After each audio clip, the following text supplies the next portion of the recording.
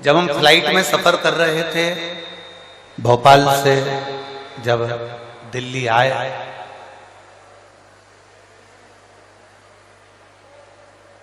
तो जिस समय फ्लाइट से नीचे उतरते समय एक लड़के ने एक प्रश्न किया, बड़ा अच्छा प्रश्न है, आपके और हमारे जीवन की सिद्धता को सिद्ध करता है। प्रश्न बहुत अच्छा है। उस लड़के ने प्रश्न किया,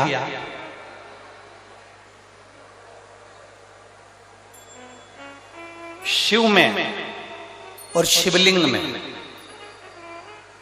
कितना अंतर है? रेवाड़ी की जीजियों और हरियाणा के मेरे जितने जीजाउन बैठे हैं बड़े सावधानी से सुनिएगा। शिव में और शिवलिंग में कितना अंतर है?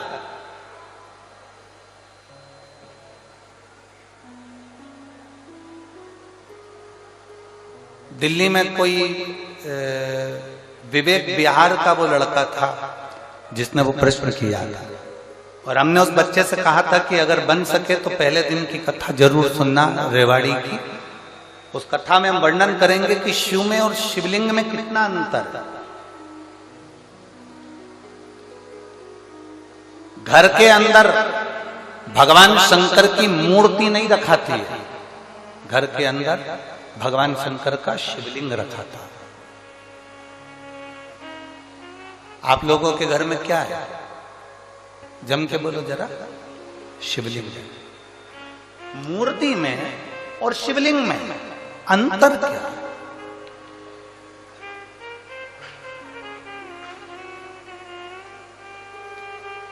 मूर्ति में और भगवान शंकर के शिवलिंग में अंतर क्या है? सबसे पहला अंतर तो आप अगर देखेंगे तो रावण का चरित्र उठाकर देखिए कि शिव जी में और शिवलिंग में क्या अंतर है। रावण भगवान शंकर के कैलाश धाम को शंकर जी के समेत उठा लेता है।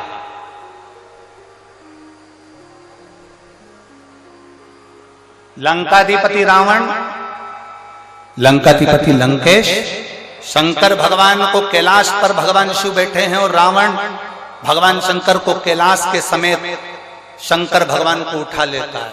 बोलो उठाता है कि नहीं उठाता? जम के बोलो जरा। उठाता है ना?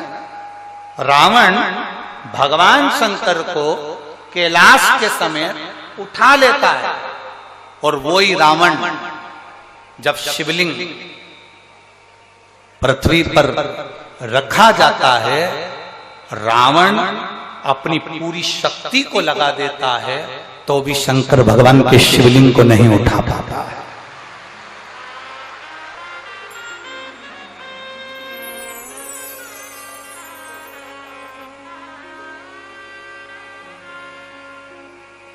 शिवलिंग नहीं उठाता है।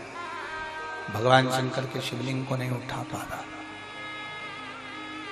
भगवान शंकर के शिवलिंग को नहीं उठा पाया। रावण शिव को उठा लिया,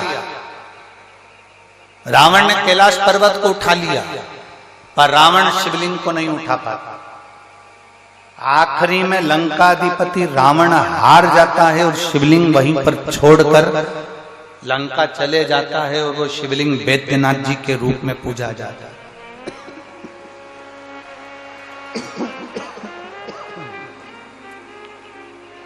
अंत में वो शिवलिंग बैद्यनाथ जी के रूप में पूजा था।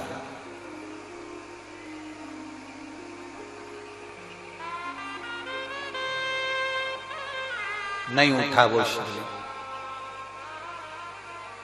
उठ नहीं पाया वो शिवलिंग। क्यों? शिव महापुराण की कथा कहती है शंकर जी के स्वरूप में केवल शंकर जी हैं, केवल शंकर जी। शंकर जी के स्वरूप में केवल शंकर जी हैं और शिवलिंग का जो स्वरूप है उसमें केवल शंकर जी नहीं है, उसमें गणेश जी भी बैठे हैं, कार्तिकेय जी भी बैठे हैं, अशोक सुंदरी भी बैठी है, पार्वती जी भी हैं, शंकर जी भी हैं, जया, विषहरा, श्यामली बारी, दौतली, जया, ये सब भगवान शंकर की 5 लड़कियां, भगवान शिव की 5 बेटियां, गणेश, कार्तिकेय, अशोक सुंदरी, देवी, और शंकर भगवान की परिधि में जहां जल निकल रहा है उस स्थान पर 33 कोटि देवी देवता। शंकर जी के स्वरूप में केवल शंकर अकेले हैं, पर शंकर जी के शिवलिंग में 33 कोटि देवी देवताओं का बल होता है, इसलिए वो उतर नहीं पाता।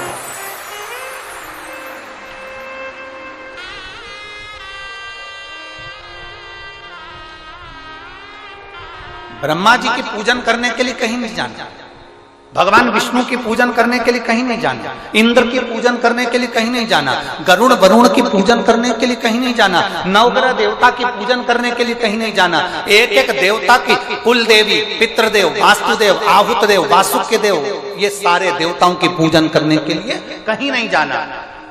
केवल एक देवाधिदेव महादेव पर अगर आप 1 लोटा जल समर्पित कर रहे हो तो सारे देवताओं की पूजन एक साथ में हो रही है।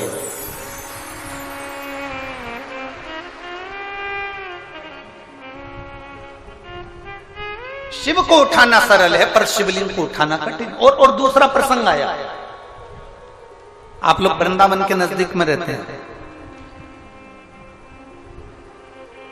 ब्रज की भूमि के करीब में है रेवाड़ी, गोवर्धन बाबा के नजदीक में आप निवास करते हैं।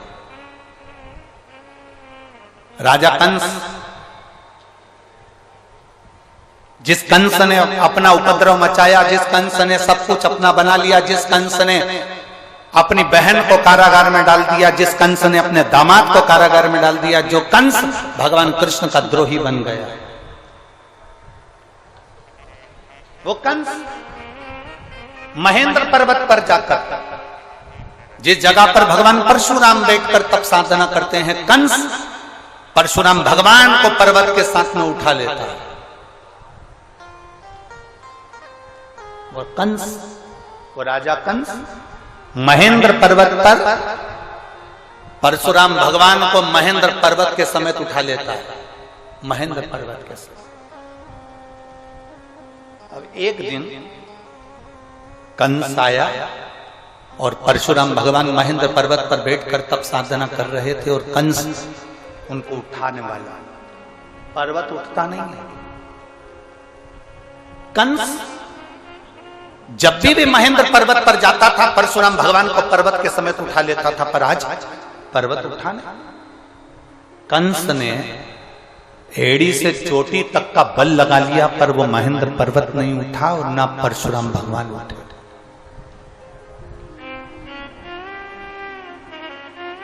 ना परशुराम जी उठ रहे हैं, ना वो महेंद्र पर्वत उठ रहा।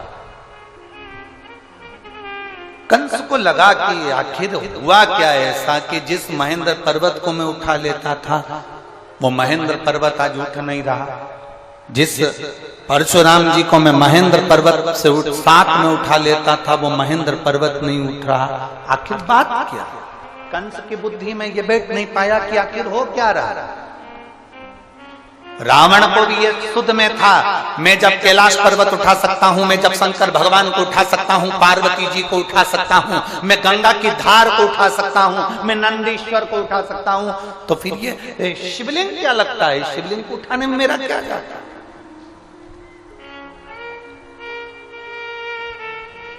पर्वत को उठाना सरल है, शंकर भगवान को उठाना सरल है, पार्वती जी को उठाना सरल है, नंदी को उठाना सरल है, पर शिवलिंग को उठाना कठिन है क्योंकि उसमें सारे देवताओं का बल और तत्व प्राप्त हो गया है, सब कुछ है। और अकाल मृत्यु वो मरे जो काम करे चंडाल का, काल उसका क्या बिगाड़े जो भक्त हो महा। जो शिव का उपासक उसको क्या भय। या मेरी रेवाड़ी की इतनी सारी जीजियां बैठी हैं, इतने सारे जीजा बैठे हैं, इतनी सारी बेटियां, इतने सारे बेटा बैठे हैं, मेरी माताएं यहाँ पर विराजमान हैं। मैं उनसे पूछना चाहूंगा, कभी आपने किसी भी संत को, साधु को, सन्यासी को, तपस्वी को, देवता को, देवी को शंकर भगवान के स्वरूप की पूजन करते हुए नहीं देखा होगा? आपने जिसको भी देखा होगा शिवलिंग की पूजन करते देखा होगा। आपने किसी देवी देवता को शंकर के स्वरूप की पूजन करते हुए नहीं देखा होगा। आपने देखा होगा तो शिवलिंग की पूजन करते देखा।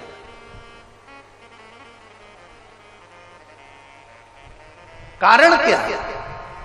उसका एक कारण, प्रदोष, शिवरात्रि, सोमवार की अष्टमी। प्रदोष भी हर महीने आती है, शिवरात्रि भी हर महीने आती है, सोमवार भी हर महीने 2, 3, 4, 5 पड़ी जाती है। सोमवार की अष्टमी जरूर साल भर में 4 या 5 आती है। सोमवार, प्रदोष, शिवरात्रि, सोमवार की अष्टमी, ये वो तिथियां हैं, ये वो वार हैं। अगर कोई भूल से भी शंकर भगवान के शिवलिंग का निर्माण करता है या अपने घर में रखे हुए शिवलिंग पर शमी पत्र को समर्पित कर देता है, तो जिंदगी में उसका बाल बांका हो ही नहीं सकता है। प्रदोष के शमी पत्र में बल होता है। प्रदोष के शमी पत्र में मैं सुनील जी को धन्यवाद दूंगा, आपको बहुत बहुत साधुवाद। ये 5 दिन की कथा में 22 तारीख को प्रदोष पड़ रहा है और बाबा की कृपा है आप पर, जो ये प्रदोष के समय पर भी कथा चल रही है। कथा का समापन 23 को है, पर 22 को प्रदोष पड़ जाएगा।